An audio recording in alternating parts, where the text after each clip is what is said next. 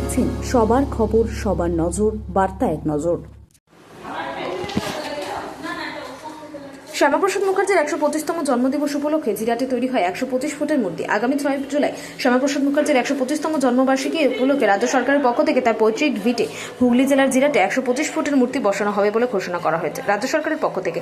রাজ্যের পালাবদলের পর নতুন বিজেপি সরকার এসেছে। কিছুদিন আগে শ্যামাপ্রসাদ মুখার্জির মৃত্যু দিবস গেছে, আর কয়েকদিন পর ১২৫তম জন্মদিবসকে স্মরণীয় করে রাখতে এরকম উদ্যোগ বলে জানা গিয়েছে। শ্যামাপ্রসাদ মুখার্জির বাবা আশুতোষ মুখার্জির নামে রয়েছে স্কুল ও লাইব্রেরি, পাশেই রয়েছে শ্যামাপ্রসাদের একটি মূর্তি।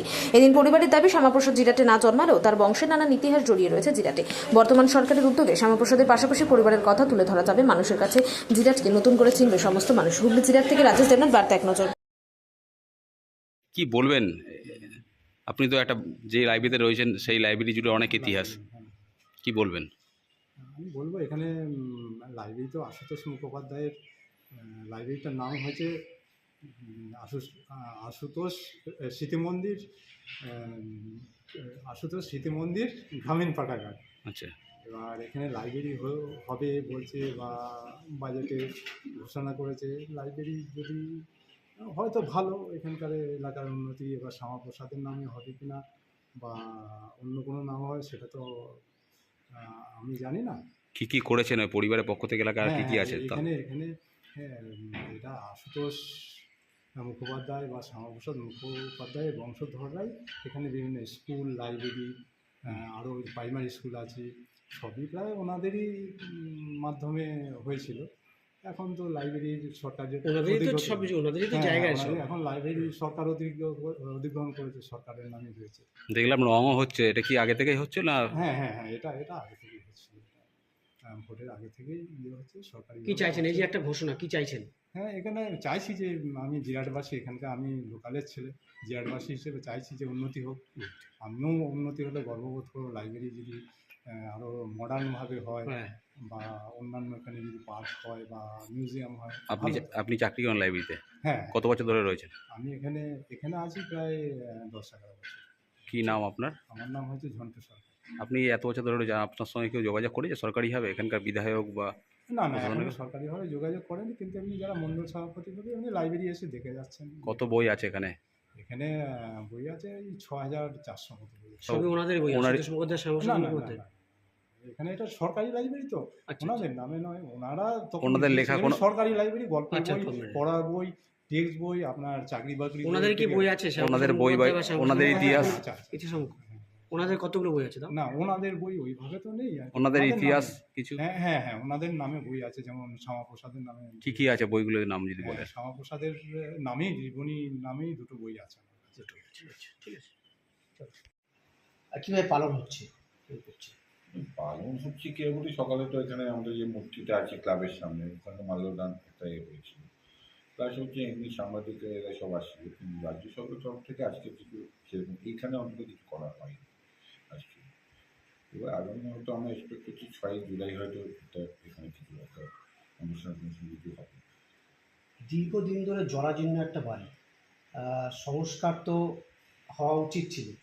মানে এই যে নতুন সরকার এসছে, এই সংস্কার বিষয়টা সরকার যেটা চিন্তাভাবনা করছে এর মধ্যে, এখানে যেমন অনির্বাণ গাঙ্গুলি আছেন, যিনি শ্যামাপ্রসাদ ফাউন্ডেশনের চেয়ারম্যান, আমাদের লোকাল এমএলএ যিনি সময় সরকার, ওনাদের সঙ্গে আমাদের কথাবার্তা এগোচ্ছে। সুরেন্দ্র অধিকারীর সঙ্গে নাকি এদের কথাবার্তা আমাদের হয়েছে, খুব শীঘ্র হয়তো আমরা বুঝতে পারবো।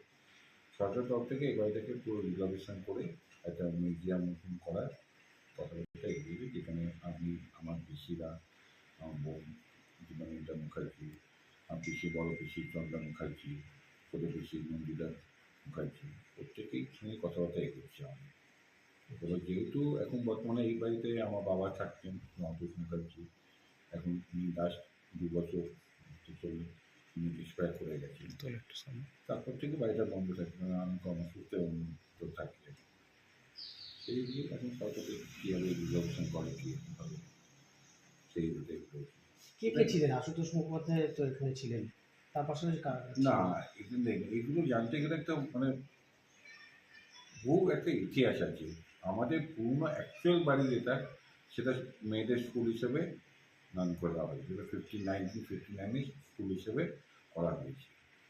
আর তারপর আশুতোষ মুখার্জির ছোটো ছেলে বামাপ্রসাদ মুখার্জি, যিনি সম্পর্কে শ্যামপুর মুখার্জির ছোটো ভাই হতেন, উনি এই বাড়িটা তৈরি করেন। ঠিক আছে, করে এখানে টোটাল যা ডেভেলপমেন্ট করার ছিল উনি করে গেছেন। তবে এইসব ডেভেলপমেন্ট এগুলো যেগুলো করে গেছেন এগুলো ইতিহাসে খাতায় এগুলো থাকে না। কারণ আমাদের মুখার্জি ফ্যামিলি, আমরা কেউ কোনো ইতিহাস হতে চাই না, এই জন্য মুখার্জি ফ্যামিলি কিন্তু কোথাও নাম দেখতে পাবে না। শুধু এসপি মুখার্জি রোড আছে, আশ্রমে রোড আছে। আমার জ্যাঠা হচ্ছে চিত্তোষ মুখার্জি, যিনি হচ্ছেন আশ্রমে বড় ছেলে রামপ্রসাদ মুখার্জি, চিফ জাস্টিস।